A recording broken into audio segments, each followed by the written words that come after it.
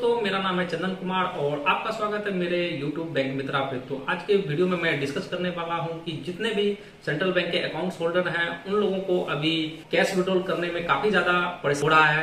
तो किन कारणों से ये हो रहा है, तो आज के वीडियो में डिटेल से मैं चर्चा करने वाला हूँ, तो वीडियो पे आप लोग बने रहें। हाल ही में सेंट्रल बैंक ने बहुत सारे नियम अपडेट किए हैं, बहुत सारे सॉफ्टवेयर में बहुत सारे चेंजेस किए हैं। तो हमें उन सारे चेंजेस के बारे में नहीं जानना है और मैं आपको डिटेल से दो चीजें बताऊंगा और ये दो चीजें, तो ये दो बातों को आप लोग ध्यान में रख के अपना ट्रांजैक्शन कीजिएगा तो जरूर आपका कैश विड्रॉल हो पाएगा। तो क्या ये दो चीजें हैं? सबसे पहले आपको चेक करना पड़ेगा कि आपका मोबाइल नंबर जोड़ा है या नहीं। और दूसरी जो बात है, सो दूसरा पॉइंट ये है कि आपको ये चेक करना है कि मेरा अकाउंट कहाँ का खुला हुआ है, बैंक का खुला है या फिर ग्राहक सेवा केंद्र के द्वारा।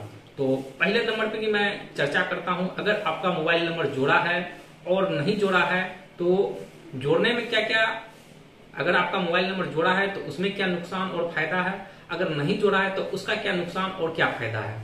तो फर्स्टली मैं बात करता हूं, अगर आपका मोबाइल नंबर नहीं जोड़ा है तो क्या क्या उसका नुकसान है, क्या क्या उसका फायदा है। तो मोबाइल नंबर अगर आपका नहीं जोड़ा है और आप कहीं भी अगर पेमेंट करने के लिए जाते हैं तो वे आपका जो है पेमेंट अगर 5,000 के नीचे का होगा, यानी कि 5,000 से नीचे का अगर पैसे अगर निकालेंगे, जैसे कि 1,000, 2,000, 500, 300 या फिर कुछ भी हो, 5,000 से नीचे का अगर वो पेमेंट है तो वह आपका निकल जाएगा। लेकिन अगर 5,000 से ज्यादा का है तो वह फेल होगा।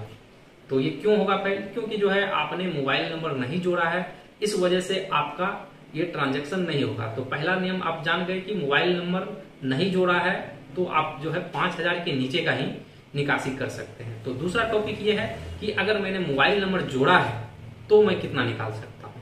तो अगर आप लोगों ने मोबाइल नंबर जोड़ा है अपने अकाउंट्स के साथ तो आप 10,000 का अमाउंट विड्रॉल कर सकते हैं।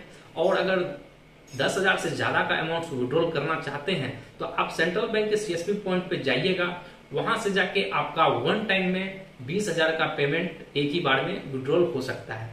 और सेंट्रल बैंक के अलावा अदर कहीं जगह अगर आप लोग जाते हैं तो वहां पे 10,000 का ही पेमेंट विड्रॉल हो पाएगा। तो मोबाइल नंबर जोड़ने और नहीं जोड़ने का अंतर आप लोग समझ गए हैं कि मोबाइल नंबर अगर जोड़ा होगा तो 20,000 का पेमेंट वन बार में, वन टाइम में आप निकाल सकते हैं सेंट्रल बैंक के ग्राहक सेवा केंद्र से। अगर नहीं जोड़ा है तो आप वहां पे भी, ग्राहक सेवा केंद्र पे भी अगर जाते हैं तो वहां पे भी आपको 5,000 का ही विड्रॉल दिया जाएगा, 5,000 से ज्यादा का आपका विड्रॉल नहीं होगा। और दूसरे नंबर की बात करते हैं, अगर आपका खाता ग्राहक सेवा केंद्र पे खुला है तो क्या क्या उसका लाभ और क्या क्या उसका हानि है।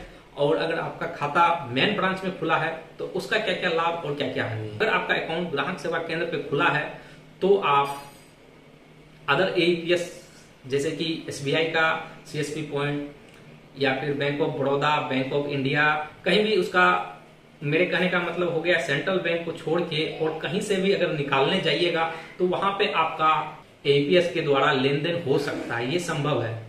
लेकिन अगर आपका अकाउंट ग्राहक सेवा केंद्र का नहीं है तो आप लोग कहीं भी विड्रॉल नहीं कर सकते हैं।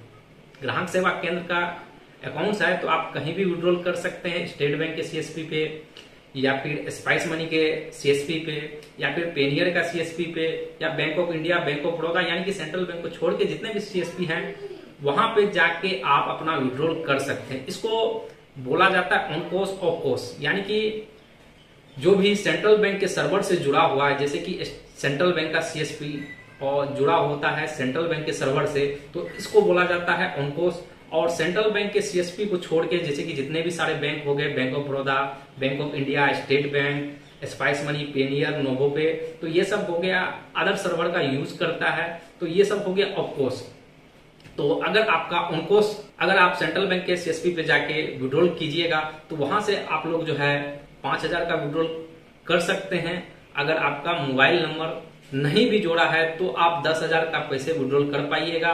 पहला ट्रांजैक्शन आपको सेंट्रल बैंक के सीएसपी से 5,000 का करना पड़ेगा और दूसरा ट्रांजैक्शन अदर जगह से करना पड़ेगा, जैसे state bank, SBI, Fino, spice money, तो ये सब जगह से आप लोग जो है 10,000 का पेमेंट वन टाइम में कर सकते हैं। दूसरी जो बात है, अगर आपका ग्राहक सेवा केंद्र का अकाउंट नहीं है और आपने अगर मेन ब्रांच से अकाउंट खुलाए हैं तो जाके आप कितना विड्रॉल कर सकते हैं।